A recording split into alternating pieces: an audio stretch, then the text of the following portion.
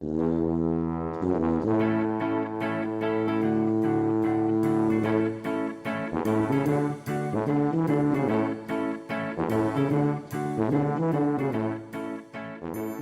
and welcome to the Mental Breakdown Morning Show. I'm Dr. Bernie Wilkinson. I'm Dr. Richard Marshall. And it's a terrific Thursday, December 8th, 2016. And we are continuing our conversation about technology. And today we're shifting from talking about technology and the intrusion of technology on our children and our time with their development in general. Today we're going to talk about technology and its intrusion and involvement in relationships. More specifically, with marriages and adult relationships. But I think it holds to all relationships. It does. I think it does. Because you talked about it the other day. I don't remember which day it was specifically, but you were talking about if you have a baby and you're nursing the baby, right. and while the baby is feeding, you're looking at your mobile device, right. or a technology, you're not interacting with the baby in the way that would be healthy for the baby. So you're right. We are talking about it in a more broad sense than just in intimate relationships. But the issue is that, and I think we need to talk about it as it relates to intimate relationships, because in our 2-week span of talking about relationships, one of the things we said was technology has become the third person in marriages, and it is so absolutely true that relationships are different now than they were before. We used to go to bed or sit in the living room and talk with one another and interact in some way with one another, and now couples sit there, one on their tablet, the other on their phone, and not really interacting. Well, we know that I know of couples who are sitting in the same room and they text to each other. Right. Yeah. They're not even talking to each other, even though they're just 10 feet away. Even though they can. Yeah. Right. No, I think that one of the things we know is that communication, the lack of communication, is a major problem in marriages that dissolve. We know it's also a problem. Most business failures are due to communication problems. The Challenger disaster, communication problem, information. People who knew that the O-rings were at risk weren't able to communicate that, or couldn't communicate it, or it wasn't listened to. So most problems that we have are problems of communication. Right. Certainly that's the case. And you mentioned two different scenarios. One is that a cell phone, I'm thinking cell phones in particular, but it could be any electronic device, it interferes with communication in two ways. One is if both partners go to bed with their cell phones, they're not communicating with each other, they're probably communicating with somebody else. On the other hand, if only one person brings the phone to bed, then that becomes the third person in bed. Right. And so either way, whether you both bring them or one person brings them, you're going to introduce a fairly significant change in the way a couple will communicate. And what I think is fascinating is that this is even different, even more intrusive and problematic than watching TV. Because if a couple is sitting down watching TV together, you can sit and cuddle, or you can sit next to each other. You have something in common that you're doing. You laugh at the same time, so you cry at the same time, so you talk about, or a commercial comes on and you talk during the commercial. Right. You process what's going on during the commercial. Exactly. But when we're on these portable devices, or we're on our laptops or whatever, it is completely separate. Right. We're not sharing much of anything except for physical space, and that doesn't really do anything for the relationship. You're just in the same general area. You're not interacting. Somebody wrote one time that I'll have to think about it as we're talking. It will lead to destruction, become ultimately intimacy. Proximity without intimacy is ultimately destructive. Okay. So you're together, But if you're not in an intimate relationship, it's ultimately going to be destructive. Right. Okay, and that's what these phones are doing. Right. You're in the same place, but you're not interacting, reacting, and you're talking not sharing to an experience. each other. It's not a shared experience. Right. Okay, it's like parallel play in young children. Right. You're each doing a different thing. Yeah, absolutely. So when it comes to relationships, especially marriages and intimate relationships and technology, it's really important that you identify times when you are together. Again, usually those times are in the evening as you're getting ready for bed. Right. And I think that if we think about this big picture wise, we know research is very, very clear that to improve your sleep, you need to be off electronic devices at least 30 minutes to an hour before you're going to try to go to sleep. For children, we recommend an hour separation between electronic devices and sleep. Right. Even for adults, though, it's important because of the blue light and because of lots of other stimulation and stuff like that. So if you were doing that, if you were moving on, if for no other reason but to help just your sleep routine, what that does is that creates 30 minutes to an hour of time when you're not plugged into anything that you can interact with your significant other. So all of these things sort of build on each other. It's not like, I'm not going to get on my cell phone at night because I want to improve our relationship. Well, it's great that you're going to do that, but it's also going to help with your sleep. It's going to get you into a better routine. It's going to help your brain process information. And again, we know that disengagement from the constant bombardment of information allows our brain to function a little bit better because it has an opportunity to reorganize and store things where it needs to store them. So we know all of this is the case, and I guess what we're trying to emphasize today is that in addition to all these personal things associated with having that time separate, it's also really important for the relationship. That's right.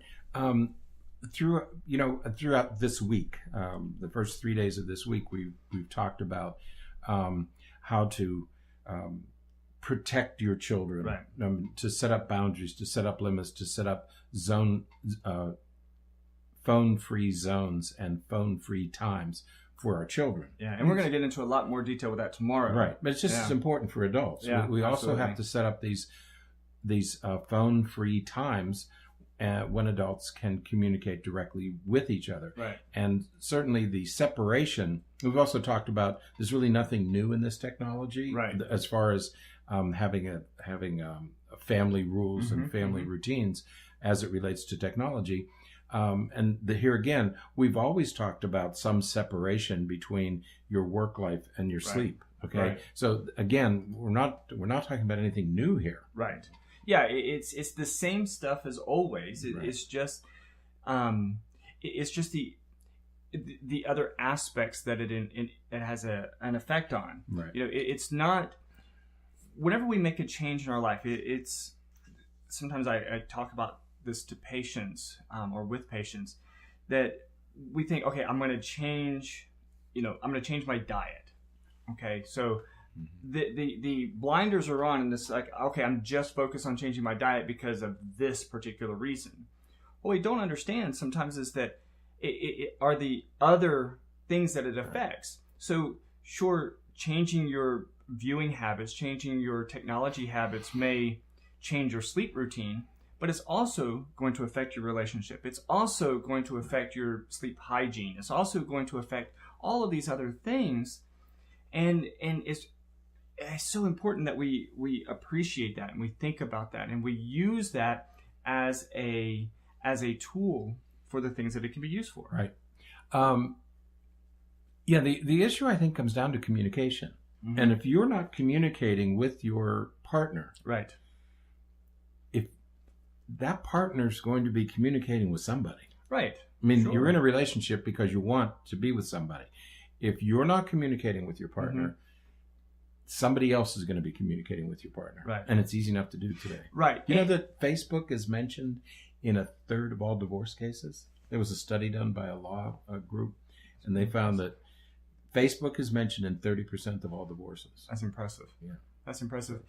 But you're right, and not just communication, generically speaking, but communication, especially direct, verbal, face-to-face intimate communication. Because, I know a lot of people, a lot of relationships that are sort of rooted in communicating virtually via text messages and stuff like that. And there is so much lost in your intent and the purpose and the I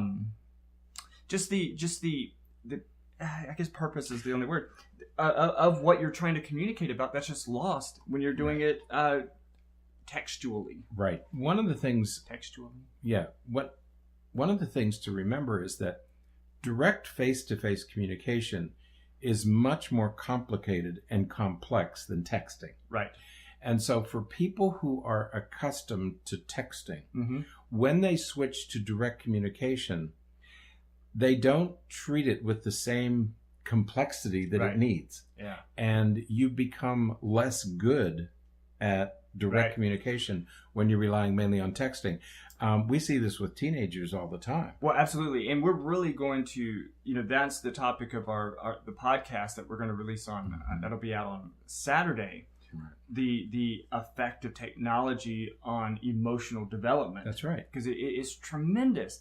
But even though you referred to it the other day about sort of how at what stage in our lives we're introduced to all this technology. Right.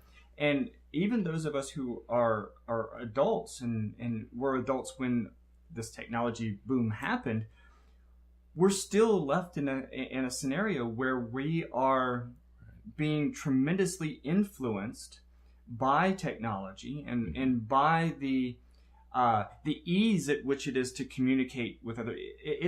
It is really easy to communicate with people via text message. You can say whatever you want and not worry about the reaction. Right, because when you're not going to see that person for however long. Right. So you can say what you want to say. Say what you want to say. There's no emotion attached to it. You don't have to wait for a reaction. You don't have to wait your turn to talk. You can just let it out at whatever pace you want to let it out at. Absolutely. You can't do that in direct face-to-face communication. Right. Especially in intimate communication. Right.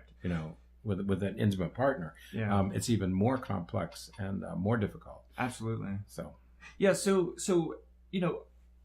over the course of the next few weeks, what we would really encourage you to do is to sit back and reflect on your technology habits and look to see how, do it critically, really examine your behaviors and your habits and look to see how your habits could be influencing and affecting your relationship.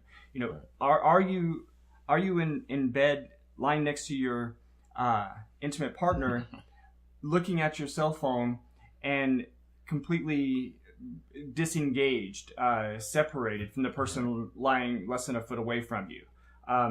Are you sitting in a room with somebody that you could be talking to directly, but you're texting with one another? I think the worst is sitting in a restaurant.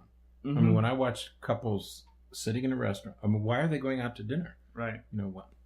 I don't know. So you got to find these times. Now, tomorrow we're going to talk about strategies for unplugging and finding times to unplug. And so we're going to go into it a little bit more detail there. But certainly use the time, even if it's just tonight until we kind of get to the specific topic of being unplugged tomorrow. Right. Use tonight to look at your typical behavior. What are you doing? How are you using technology? When are you using technology? And what effect may it be having on your relationship? Right. And be critical. Like I said, be critical of yourself. Look at it honestly. Don't say, oh well, it's not so bad. There have been a number of studies that are being reported in the last 2 to 3 years about the relationship between social media and marriage, and the results of virtually all of them are the same, and that is the more media you use, the more negative effect it has on your marriage relationship. Right. So there is a negative correlation between the amount of media. And there was a wonderful little article, just a couple paragraphs long, entitled "Distraction is Killing Your Marriage." And in it, the author said, if your spouse is asking you to get off your phone, get off it. Right. Really, I mean, you're damaging the communication, and when you damage the communication, you invite all sorts of problems into your marriage. Absolutely. So be very, very careful. Absolutely. So take an insightful look at yourself and your behaviors, and see what you're doing, see what you can and should change. And then, like I said, we'll be back tomorrow to talk about some specific strategies and ideas to use to unplug a little bit. Unplug. So, all right. Have a great rest of your day. Yes. Yeah, good Thursday. It'll be a great day just because. Because. It's that time of year. Because of the wonderful things he does. Oh wait, that was the wizard. All right, you guys. Wow. We'll see you in the morning. Have a great one. Good day. Bye.